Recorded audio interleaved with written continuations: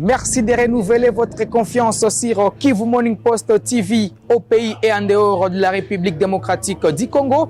Les léopards de la RDC vont se produire ce mercredi à Douala au Cameroun face à l'Ouganda dans une rencontre en connotation amicale. Pourquoi les choix de la sélection ougandaise?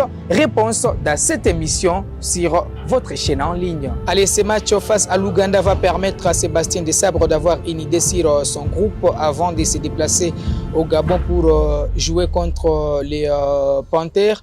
Pour parler de cette rencontre, on reçoit Gaëtan Kombi, qui est un journaliste congolais évoluant dans la partie orientale du pays. Si on se fie aux derniers résultats, si on se fie à l'histoire récente, on comprend que l'Ouganda nous a quand même donné beaucoup plus de difficultés.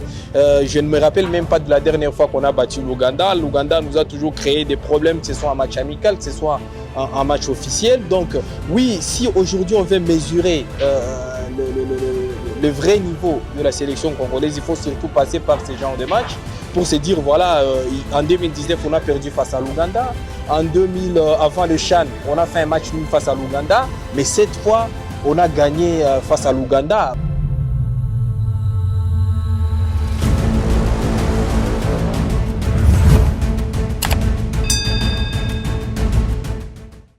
Gaëtan, bonjour et bonne arrivée.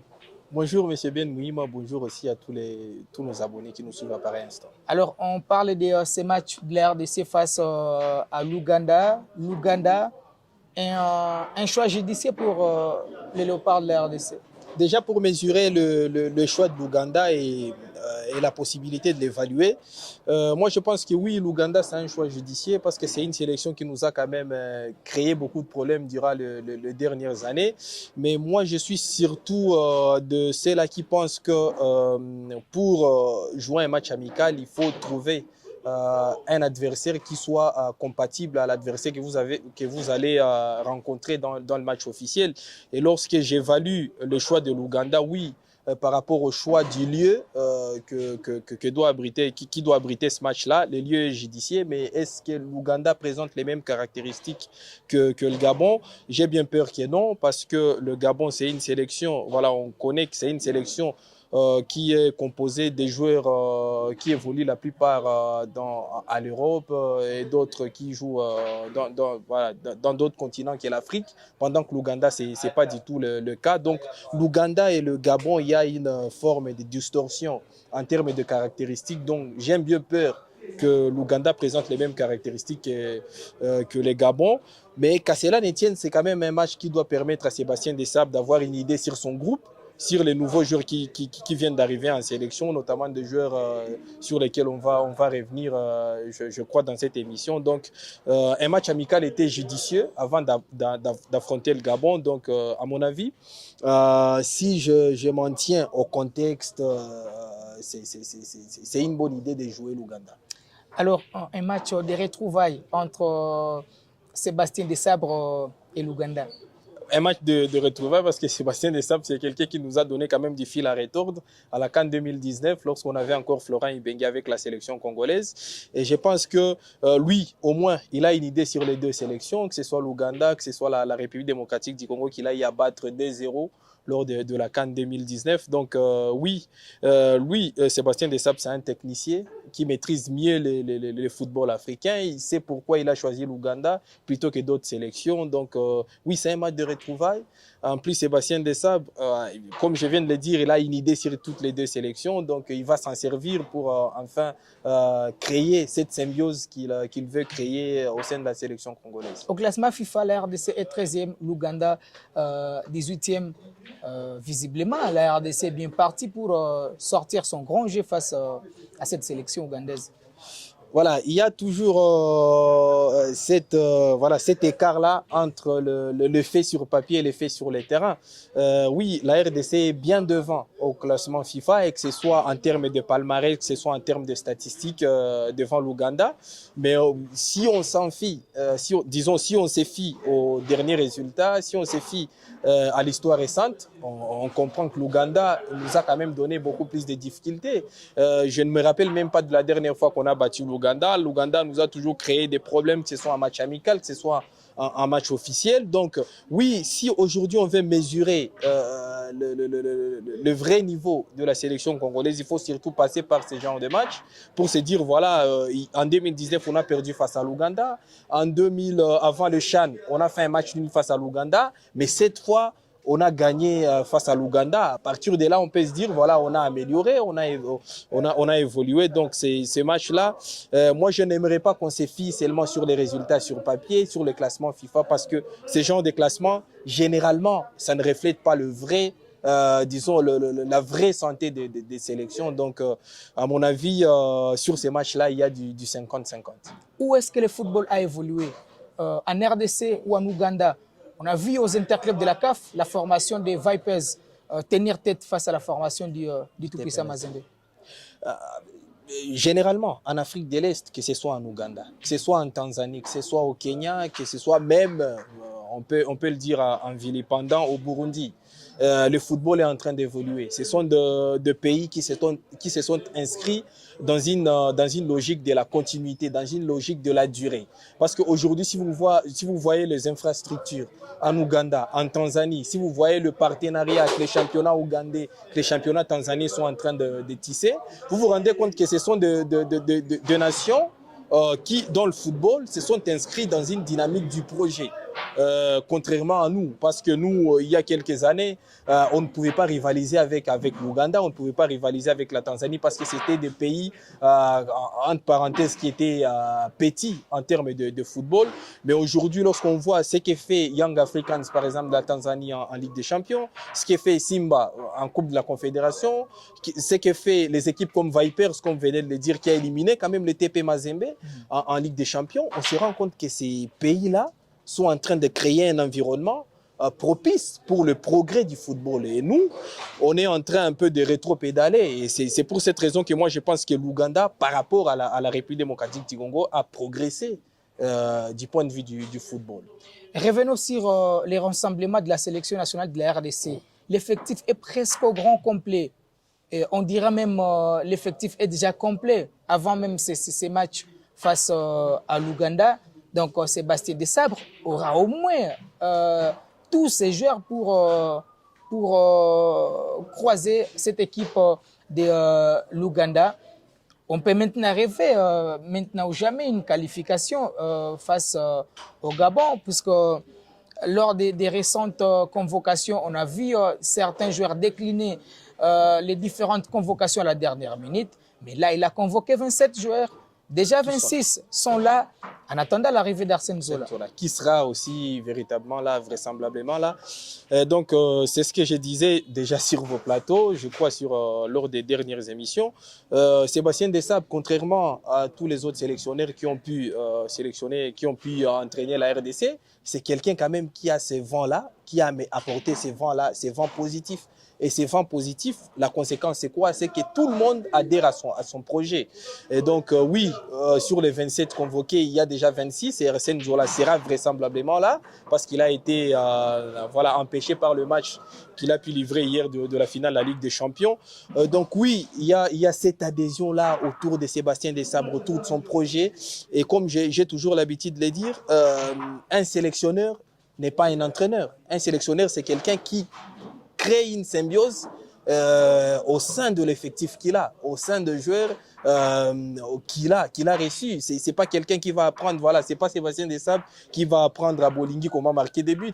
C'est pas Sébastien Desabre qui va apprendre à Mbemba comment défendre devant un attaquant comme Pierre-Emerick Aubameyang. Donc lui, sa tâche, c'est de mettre la personne qu'il faut à la place qu'il faut. Et donc moi, je pense que oui, ces matchs-là vont permettre à Sébastien Desabre non seulement de trouver une symbiose entre ceux qui étaient déjà là lors de la double confrontation face à la Mauritanie, où la RDC n'a pas du tout été ridicule parce qu'on a quand même trouvé 4 points sur 6. Je ne vois pas un autre adversaire que la RDC créer disons, trouver autant de points face à la Mauritanie. Et donc, Sébastien Desabre se servira de ces matchs-là, se servira surtout de l'intégralité de son groupe qui est déjà là pour créer une forme de symbiose entre ceux qui viennent d'arriver, les Rocky Bouchiri, les Omenuken Foulou qui viennent d'arriver, et des Dylan Batoum-Bissaka qui viennent d'arriver, et ceux qui étaient déjà là lors de la précédente fenêtre, afin de créer une forme de symbiose, une équipe nationale qui soit capable de rivaliser dans les prochains jours. Cette fois, on peut s'attendre à une défense solide, parce qu'il n'y avait pas la cohésion entre Chancel Mbemba et Merveille Bokadi-Popé, qui fait partie également de ces groupes. Mais il y a quand même les Rocky Bouchiri. Est-ce qu'on peut tenter avec lui? Dylan Batoum-Bissaka aussi.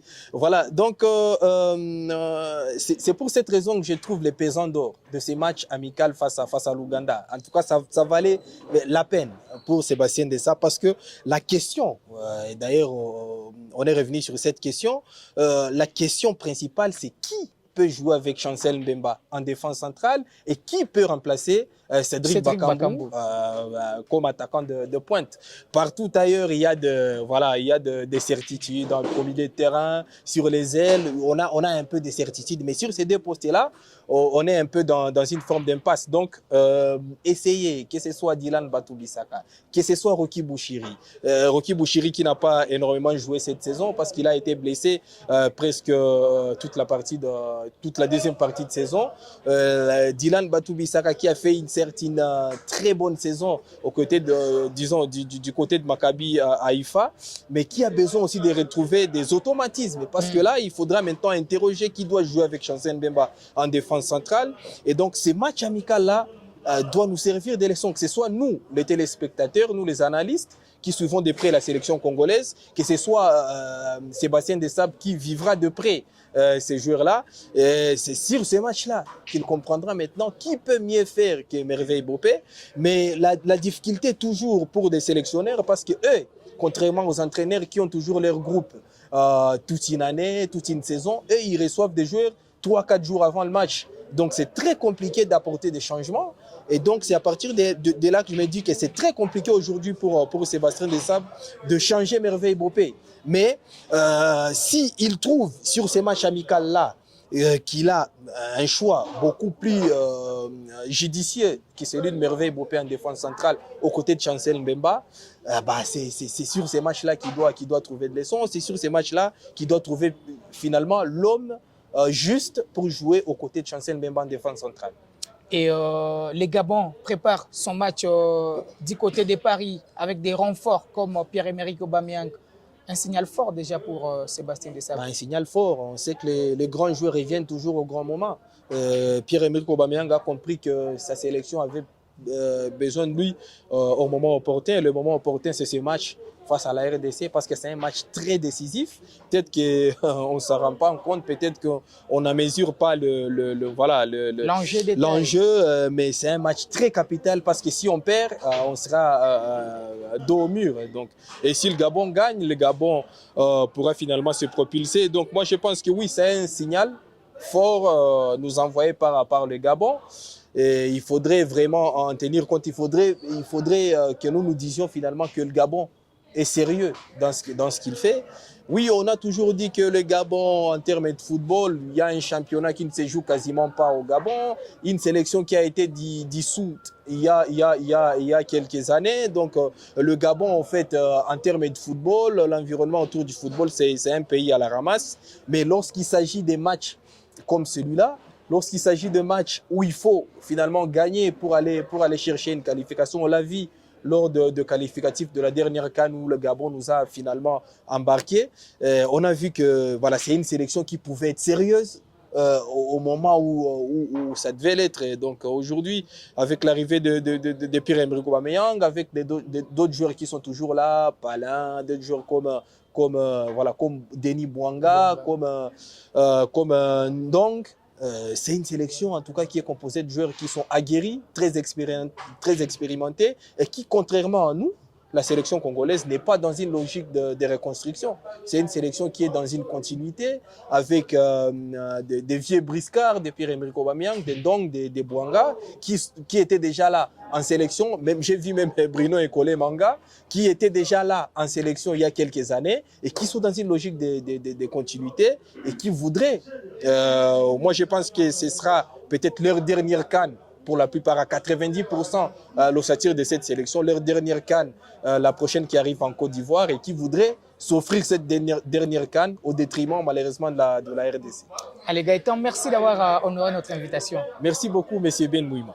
Allez, ça sera tout pour ce numéro du Coulisses des Sports. Rendez-vous ce mercredi entre la RDC et l'Ouganda à Douala au Cameroun. Avant bien sûr les rendez-vous très cruciaux face au Gabon le 18 juin prochain à Franceville. On se fixe rendez-vous très prochainement.